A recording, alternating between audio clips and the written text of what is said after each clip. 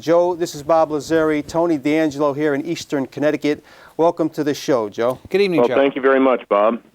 Well, Joe, first of all, I want to thank you. First of all, I want to wish you a belated happy Father's Day because I know you're a dad, number one. Number two, an early happy birthday because I know you have a milestone birthday next week.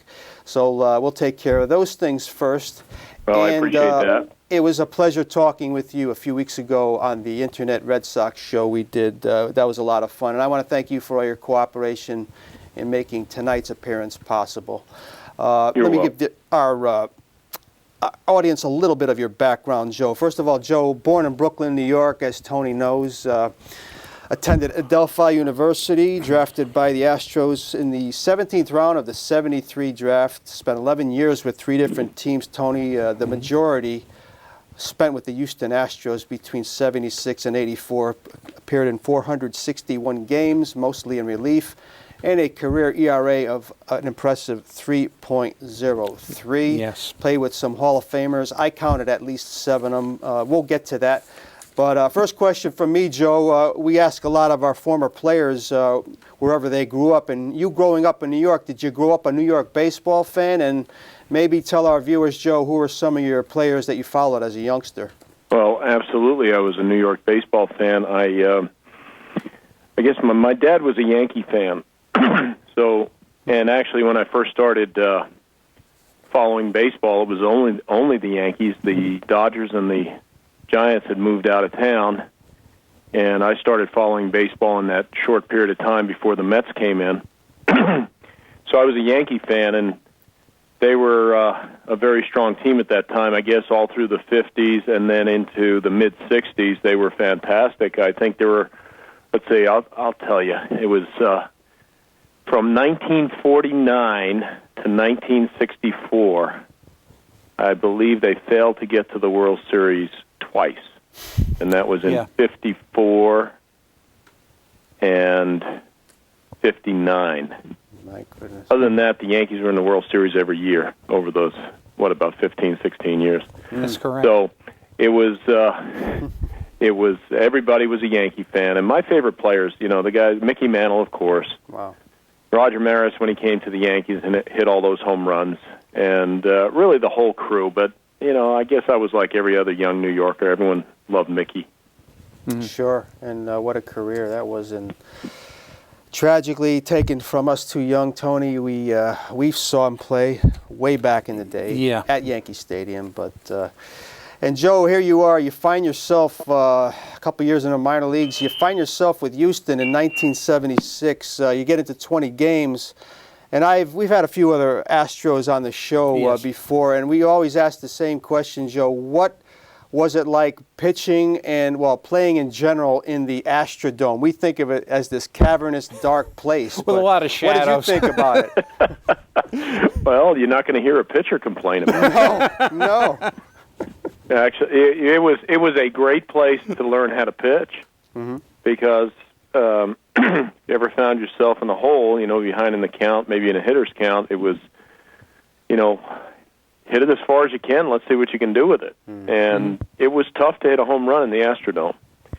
Frankly, early on, I guess my first few years, the Astrodome really was kind of dark and cavernous, I guess you'd call it.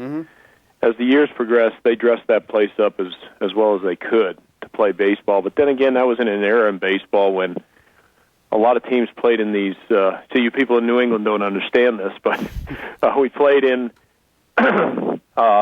multi-purpose stadiums that were often shared with football teams. And the Astrodome was just one of those, with the difference, of course, being that there was a roof on it. And I remember the first impression I had when I went into the Astrodome. I stepped into the Astrodome, and I looked up at the ceiling, and I realized, and I said to myself, this is one room in this building. And really, that's what it is. It's one of the rooms in that building. And it was just fantastic. I guess back in those days, we appreciated those kind of things more so than we might now. But it was an impressive place for its day and time. I think now that would be going backwards with regard to baseball. Yeah, I think we grew up, Joe, Tony and I, just amazed the fact that they could play baseball indoors. Well, I think they called it at that time the eighth wonder of the world, if I'm not mistaken. That's right. It was that impressive. And one more from me before I let Tony chime in here. Joe, I look at the manager you played for throughout your career, and of course, the one you played for in Houston, Bill Verdon, managed most of your career when looking back. Was he a player's manager? Was he a good guy to play for, Bill Verdon? Well, personally speaking, I never had a problem with Bill. I liked the man. He was very businesslike in the way he approached it. He wasn't the guy to go to for the pat on the back, we'll say. But he knew what you could do, and he expected you to do the job, and then you moved on to the next day. You know, there were other people, there were other players on our team that maybe didn't see eye to eye with Bill, but frankly, I didn't have a problem with him, and maybe it was because I had my best years under him, and my position was pretty secure, and I held it for several years, so it was just a matter of, you know, just give me the ball when you feel I can do what you need done, and I'll do the best I can. And Verdon, Tony, very stoic, business-like kind of guy. He did give that impression. And from what we gather, a very good outfielder when he was a player. Tony, question for Joe. And Joe, good evening. You know, this is a pleasure. You know, all the fine Long Island ball players through the years. I can remember playing in the summer leagues and things and going out there. And some of the best ball you were going to find in these parts, I think, was in Long Island. So I'm honored to be speaking with you. When you got to Houston and, you know, the players that were on this club, and you're a young player, you're getting on the club, and who were the guys that were really kind of like your mentors and the guys that showed you sort of what the big leagues were all about, you know, when you first started to come up in the bigs? Well, when I first got to the major leagues, our veteran guy and leader at that point was Bob Watson. He was our first baseman, and he was, you know, older. He was in his 30s, and he seemed to be the guy that most people gravitated towards or looked to for leadership. On the pitching staff, you know, it's interesting. My first year with the Red Sox, I mean with the Astros, was a rebuilding year, or the start of a rebuilding year in Houston. There were a lot of veteran pitchers, and they were really on their way out. And I was part of a group of young players who they nicknamed the Arm Farm, and we were the guys that eventually took their jobs. And in my rookie year, I was one of, let's see, when the season began that year, three pitchers with 0 days of major league service made the club out of spring training. And then in the All-Star break, they brought up 3 more, and I was one of those 3. Wow. And then in September, we brought up another one. So when we got into September, we had 7 rookie pitchers on that team. And it was just a matter of time to where we kind of took over the staff. And I'm going to try to recall the second year. I think in the second year was the year that we finished around 500. I think a little bit ahead of schedule than what they expected. Mm-hmm. And then under Bill Verdon, and Tal Smith was our general manager at the time, we built a team, or they built a team around pitching, defense, and speed, because that's what you had to have in the Astrodome. There weren't enough guys around that could hit the home runs in the Astrodome, so we had to build runs, and we did a good job of it. Yeah, it makes a lot of sense. But our pitching was very strong as well, so we would keep the opposition down. So we played a lot of low-run games. It was at that time, it was coined National League Baseball, and I think it had something to do with the turf fields. Had to build with speed and defense. And Joe, you were very good your entire career in Houston. Yes. But I particularly remember your years from '79 to '81. While I was in college, you were close to Antonio. Sambito was basically unhittable at the time. You're throwing the slider. Reminded me a lot of Ron Guidry, who was pitching right down the road from where I was going to school. But you made the All-Star team in '79, 5th in the Cy Young voting in '80 as a reliever, which is amazing. In '81, your ERA was a sparkling 1.84. At least on TV, Joe. Trust me, you made it look so easy. It was not that easy. No, it's never easy. At the end, I certainly found, I heard about it when I played, but I certainly found that the older I get, the better I was. But it was, I really, at my age now, I can look back and you see all of the baseball that has happened and all the players that have gone through baseball behind me. And it makes me, it makes me proud that I was able to accomplish what I did.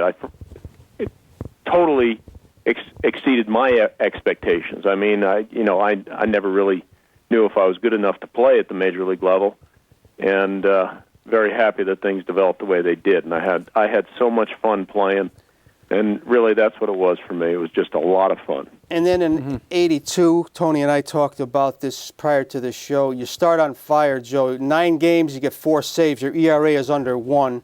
Then the elbow problem is diagnosed. I wanted just to know, when did you know something might be wrong, and how devastating was it when you found out the severity of the entire situation? Your injury. Well, interesting story there. I felt that I was throwing better in that first month than I'd ever thrown. And I really felt it was going to be a real good year for me. And when did I know? I knew in that final inning that I pitched that something was not right. And I felt a sharp pain in my elbow. We're in the 9th inning of a game in St. Louis, and I felt a sharp pain in my elbow, but I was able to kind of shake it free.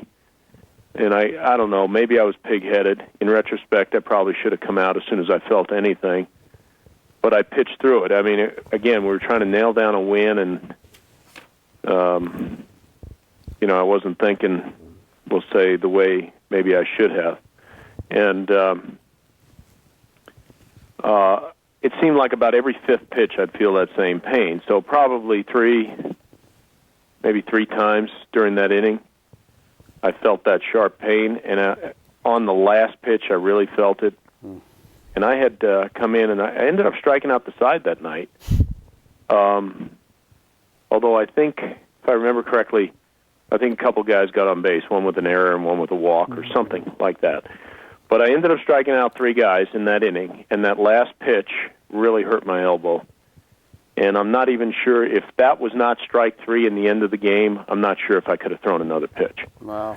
So I immediately told the trainer when I got to the dugout, I said, I think I did something in my elbow. He says, okay, we'll take a look at it. He wasn't panicking. And that was back in the days before MRIs. So they really couldn't tell. The only thing I could tell from x-rays is if I had a problem with bone. And as far as soft tissue, we didn't have the technology to determine that.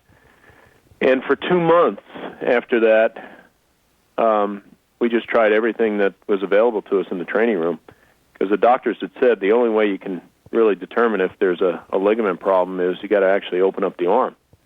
So that became a last resort.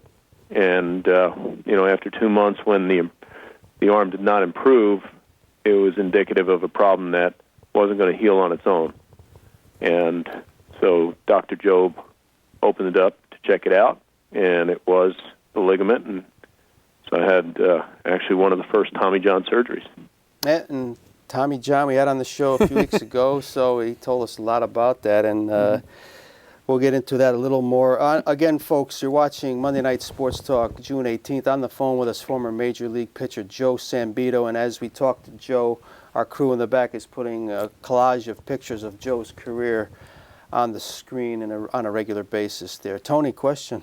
And Joe, I'll tell you, probably some of the finest baseball or the finest sequences are period of baseball was that whole 1980 stretch where you guys went into Los Angeles and the Dodgers beat you the 3 games and you beat them on the 4th game, and then that incredible series that you had with Philadelphia. And I mean, Terry Poole was like, I mean, I'd never seen someone play so well. And to come all that way and lose something, what were you guys saying at the end? Like, hey, we really can hang here? Or did it really trouble you? Are you talking about the Dodger series? The Dodger series, yes. Yeah, well, the Dodger series, we had a 3-game lead in our division. Back then, it was only the 2 divisions, East and West. So I believe the Phillies had already clinched the Eastern Division. Right. So we had a 3-game lead with 3 games left, all at the Dodgers, all at Dodger Stadium. And, you know, the Dodgers and the Astros were very, very strong pitching clubs, and we had just quite a rivalry with them over the, a couple of years prior and then even afterwards. And we went in there needing to win 1 game, and we lost the first game by 1 or 2 runs. That game went right down to the end. Ken Forsch pitched that game, and he did a great job. We just didn't score any runs. I think we ended up losing. My memory's saying like 3-1, and we lost that game. And then, if I remember correctly, the Saturday and Sunday game, we didn't really get into it that much. They just jumped out ahead, or I don't recall the other 2 games being anything close like the Friday night game. But, going into Dodger Stadium I always found that stadium to be an intimidating venue for us. The Dodgers played very well at home, as we did. I mean, we played very well at home, but we didn't play very well on the West Coast. And they ended up beating us 3 straight to tie at the end of the 162 games. So we were forced into a 1-game playoff to decide our division, and I guess the site was predetermined by a coin flip. If there's a tie, this is where it's going to be played, and sure enough, it was Dodger Stadium. So we ended up winning that game. Our bats came out. Art Howe, I remember, hit a 3-run home run. Joe Necro, I believe, pitched that game for us, and we clinched it on that 163rd game, and it was really exciting. I mean, that was probably the most important game that almost everyone on our team had ever played. And then we immediately had to leave L.A. and fly through the night, and because the very next day we opened up against the Phillies in Philadelphia. What a series that was. So, but that's our own doing. If you don't win in regulation, you don't get the day off. So, right. But it was, and the Phillies series was, as you said, just incredible. We were so evenly matched, and every game was played that way. Carlton beat us in Game 1, and I think the score was 3-1. And then each of the remaining 4 games, it was a 5-game series at that time, each of the remaining 4 games went extra innings. And that was something I didn't realize until it was all over. We had lost Game 5 in Houston, and I remember going home and sitting in front of the television that night and watching sports and post-game stuff. And one of the sportscasters mentioned that 4 of the 5 games were extra innings, and I just didn't even realize it until then. I guess we were just so wrapped up in it. Who cared what inning it was? We still had a game to win. Yeah. But I don't think we saw some great playoff baseball last year, and and there are others that come up, but I think the people who saw that Astros Phillies series in 1980 remember that as maybe the best. I would wholeheartely agree, Joe. I really would. Yeah, it was, I'm sorry? I would wholeheartedly agree with that. Yeah. Best baseball I ever saw. It's amazing stuff. And of course, Joe sadly missed the entire 83 season, Tony, when he did have the Tommy John surgery. Yeah. And I believe we talked in the Red Sox show, Joe. We had talked to Tommy John prior to that, and I think you made the point where it obviously was easier for a guy like Tommy John to come back from a surgery like that because he was not a power pitcher. Now, you always considered yourself a fastball slider, more of a power pitcher. You actually pitched pretty good in '84 for Bob Lillis, but did it catch up with you, Joe, as far as having to maybe slow down or change your style a little bit? Well, I think it did. I couldn't adapt to it. I didn't have good enough stuff other than the fastball and slider to really survive. With the fastball now being, we'll say, in the upper 80s, mid to upper 80s, we'll say, I was still able to get left-handers out pretty consistently, and but I had to be protected. Meaning, if you left me out there too long and started facing right-handers, I was going to get hit. Mm-hmm. And it's interesting, I saw Rich Gedman last week, and I was sitting and talking with Rich and another guy, and I said to the guy that was next to me, I said, this is my catcher in my final 2 years, and I like to tell the story that in 1987, when I'd come into a game, Rich didn't have to wear a glove for two reasons. One was that not too many balls got past the hitter, and the second one is if it did get past the hitter, I wasn't throwing hard enough to hurt his hands anyway.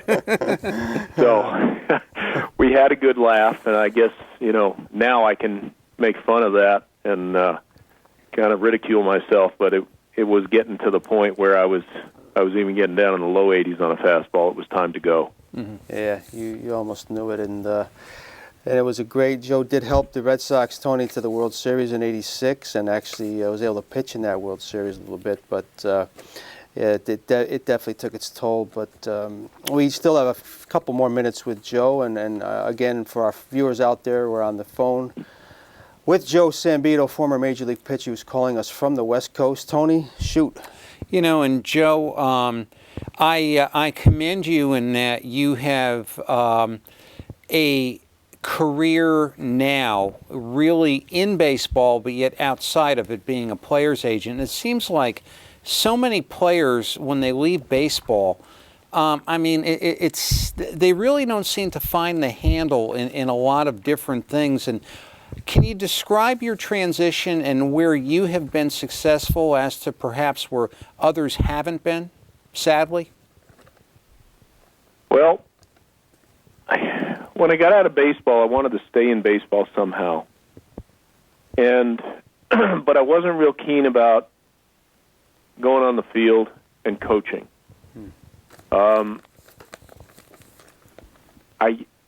After playing as long as I did, I really wanted a little bit more control of my life, meaning more control about when I was home and when I wasn't. Mm-hmm. In baseball, unfortunately, you leave home in February and you come home in October. And if you're real lucky, you come home in November. And that's a long time to be away from home. And I wanted to stay in. If I'd gone into coaching, it would have been a continuation of that. Sure. And I wanted to lead my life without having to rely on an itinerary. So I had an opportunity to get into representing players. I had been active with the Players Association. That was, in my playing days, it was pretty volatile times between the players and the owners, unlike what it is now. And I was active in the Players Association and players' rights and things like that, and I really felt that I could give back a little bit in that way, and being an advocate for the players and what we're, as the Players Association, what we were trying to build. So this gave me, we'll say, a vehicle to do that. And I got into it, and I really enjoyed it. I can still connect with players. And some of the younger guys, and not all, but some of the younger guys want to hear what I have to say. So it was kind of a natural progression for me. I know baseball better than I know anything else. And I think that's what we all strive for in life, is that you can get into a profession doing something that you love to do and that you know well. and that's what I've been blessed to do. I was blessed to have the ability to play, and I was blessed to be able to stay in the game after I was done playing. So I guess I've been one of the lucky guys.